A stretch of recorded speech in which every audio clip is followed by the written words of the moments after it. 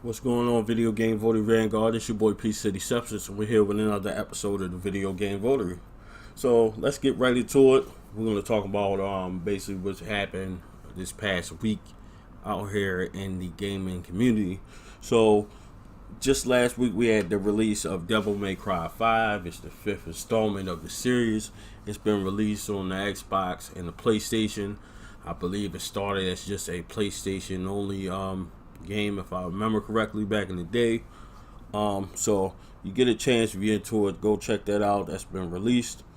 Also, coming next week, we got the release of the highly anticipated Tom Clancy's The Division 2 that will be coming to Xbox and PlayStation 4. It will be available on March the 15th.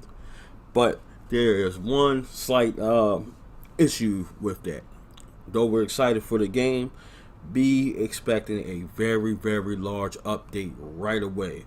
According to the developers, there was an issue with people complaining playing the beta about audio fallout and stuff like that. So they sent in this patch with the updates to correct these issues. For Xbox and PC, it's not as bad, but it is bad. It's about 48 to 50 gigs right away as soon as you pop that disc in. And for Sony PlayStation, you're looking at about 98 to 100 gigs. I have no idea why PlayStation has more, but it is what it is. So just expect, if you pick up the Division 2, expect to have that very large update right out the gate. And I think next week they're going to be doing another update, but that's only 2 gigs. So that's something to look forward to. In other news, we got EA has announced that they will not be appearing at the E3 conference this year. I can't say that I'm let down, and I can't say that I care. Honestly, like, I just feel like whatever, it's not going to make or break E3. You know, you got a lot of YouTubers and people in the gaming community saying, oh, is E3 dying because Sony announced last year that they were going to pull out and they're not going to do E3 appearance this year. And it's just like, so what? Like, does that mean that E3 is dying? I don't think so. I don't see why it was dying. Why is it dying because Sony's saying they're not presenting in EA? Like, EA's a big company, don't get me wrong, but they're not that big. Like, Madden hasn't been doing what it's been doing in recent years. Battlefield 5, honestly, it stinks. It's not fun to me. It's just not fun to me. It's a lot going on. Maybe I'm just not cut out for that much going on. It's just kind of chaotic. And apparently it wasn't, the community wasn't receptive to Battlefield 5 anyway. So I don't think that it's going to make or break E3. And I wish people would stop saying that. Like, that's stupid. Like, okay. And I feel like the reason Sony may not be wanting to do appearance, because the number one reason I think is because they're trying to save money. I would imagine it costs a lot of money to roll out or send out a lot of people from Sony, reps, stuff like that, and merchandise, giveaways, and whatever money it costs to make this presentation, and send them out from wherever they're going. It may be something as far as being cost effective for them. I don't see why, but they're a big company, so I imagine they got big bills too. So that's my reason for it. Or maybe if they are working on the PS5, maybe they're not ready to do a presentation. Maybe it's not ready yet, or they're going to do some kind of surprise release. We never know. I don't think it's because E3 is dying and E3 can't do enough to broadcast that, because when PS4 was announced, that's where it was done at E3 like it's been in the past. And I know for a fact, what was that, 2014, I believe, was when the PS4 was released. That's when I heard it, and that very next day they started pre-orders for it. And they can't say that E3 hasn't been productive for them, because that's where people like myself heard it. I went straight to GameStop the next day and put my money down and reserved my copy of the PS4. So I don't know what the fuss is about. No, E3's not dying in my opinion, but whatever. While we're on the topic of EA, It is seems like Battlefield 5's Battle Royale is coming soon. Um, so that's going to be something interesting to see and maybe interesting to play. I guess that will kind of be equivalent to your typical Battle Royale now because your team deathmatch style of gameplay in Battlefield 5 was already 100 players anyway. So it shouldn't be too much of a difference for them other than them developing the map. Uh, and that was one of my gripes with Battlefield 5. The maps were way too big. It was just, you had no sense of direction. It was just like no corners. People just kind of everywhere. So I don't know. Maybe this will make it better. We'll see. I guess I'll check it back out once once Battle Royale is released. Also, while we're still on the topic of Battle Royale, it appears that Halo may be possibly throwing their hat in the ring of Battle Royale. There was a recent interview. They sat down with one of the head producers of Halo, and they were discussing the new engine that supports the game, I believe Halo Infinite, and they were discussing the possibility of Halo having a Battle Royale mode. My thoughts on that, why not? Why wouldn't you? Everybody else is doing it, and it's not follow the leader. Everyone has their vice and their choice as far as what game they like to play. Some people like Gears of War, some people like Halo, some like Call of Duty, and now you got PUBG out there, you got Apex Legends. To each his own. Everyone has their own cup of tea, and Halo has a very large following, and I'm sure the Halo fans have ventured off and tried some type of Battle Royale style game. Everyone has. I feel like, well, do it. You may be able to do it better, because honestly, Fortnite is kind of in a league of their own. I say it because they have the building aspect. Then you had, of course, PUBG was the originator. They got their own style, which is completely different because it's third person.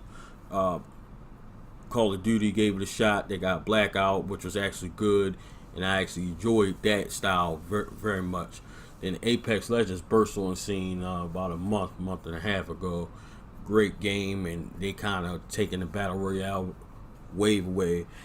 And I just feel like Halo may add another aspect to Battle Royale. Everyone could create their own styles. No telling what Halo could do and how they can make it different. And if they make it, I just hope that they make it different and have some type of something that makes it unique versus everything else.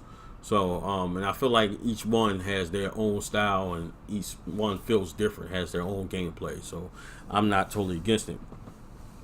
Also, while we're still on Battle Royale, I want to talk about something. I don't know why I am late to the party, but I am, and I just came across it, and I got to thank my son, King Kaka Lit. That is his YouTube channel.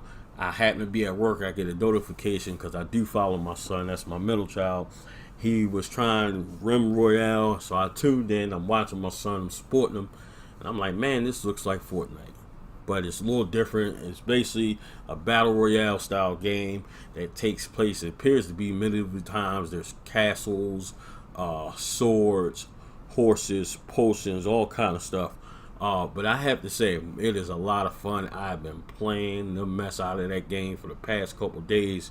And honestly, I've been enjoying it. If you look on the Video Game VOTARY YouTube channel, you can check it out. Check out my stream footage. I've been on there playing. I had one of my subscribers actually play duos with me. I do have it on the download on the PS4, on the 1 terabyte PS4 that I now own, which I'm happy about. I've been on that a lot more than I had been on my Xbox as of late. So if you haven't checked out Rim Royale, it kind of seemed like it slipped under the cracks. But lo and behold, like when I put that in YouTube after watching my son, it was a bunch of players played it. And I was just like, man, I got to check it out. So I called my other son and had him download it, had it ready for me when I got home from work. And I've been enjoying that game. It's great. I do enjoy it. It's kind of strange, though. If you don't know about Rim Royale, again, BR, and it seems to take place in medieval times. Now, the interesting thing about this was two things. One thing I like about the game is that each character has the ability, and they have their own horse that they can ride, so that makes it easier and faster for you to get inside the ring, and they call it the fog. So, and it seems like the fog sets in a lot faster than some of the other BR games that I played, which is basically like the ring closing and getting inside the circle, so to speak. So that makes the game different. Everyone has a horse. I think that's pretty cool. You have to have certain level to get certain abilities and certain weapons as well. You can't just go in and get anything. There's unlimited ammo. That's pretty cool. There's 0 fall damage. That's also pretty cool. And that's another thing. Oh yeah. So when you knock down a character, in a sense, you knock them down, you shoot them till they have no energy, they turn into a chicken. So it's kind of goofy that they turn into a chicken and they squawk around. You got about 15 seconds to outrun the enemy, that they don't shoot you all the way down or kill you to the point you can't respawn. But it is interesting because if you outrun this player trying to shoot at you, it looks kind of crazy. You got this, medieval guy with a big gun, or also they got bow and arrows shooting at this chicken squawking around, and they can respawn if they don't shoot the chicken down. And it takes a couple shots to put that chicken down as well. So kind of goofy, but to each his own. It gives Battle Royale another twist, and I just recently learned that you can respawn a teammate at certain forge points. There's certain points in the map that you can forge potions, certain weapons and abilities and things like that inside of a fire. Like they forge these things, like forging metal and things like that. So that's another lane of Battle Royale that that's out there that you can experience. If you haven't checked it out, it's a good game. It's free, totally free. Rim Royale. I enjoy it. It's a great game, and it's just one of the things where they made it different. So shout out to them for doing that. And it was just recently released on the PS4. That's probably why I just came across it. But anyway, so I believe that's it. I don't want to talk about. I feel like I may be forgetting something, but whatever the case may be. So leave your thoughts down in the comments section. Let me know what you think about Battle Royale as a whole. What you think about the Division. How do you feel about them releasing a very large update at the time of release? What do you think about Devil May Cry? Did you pick it up? What do you think about E3 and EA Sports and PlayStation pulling out? How do you guys feel about that? Do you think Halo should get a Battle Royale mode? Leave your thoughts down there in the comments section. Let me know what you guys think. So we're going to end the episode on that note. This has been another episode of the Video Game VOTARY, and this is your boy, P City Substance.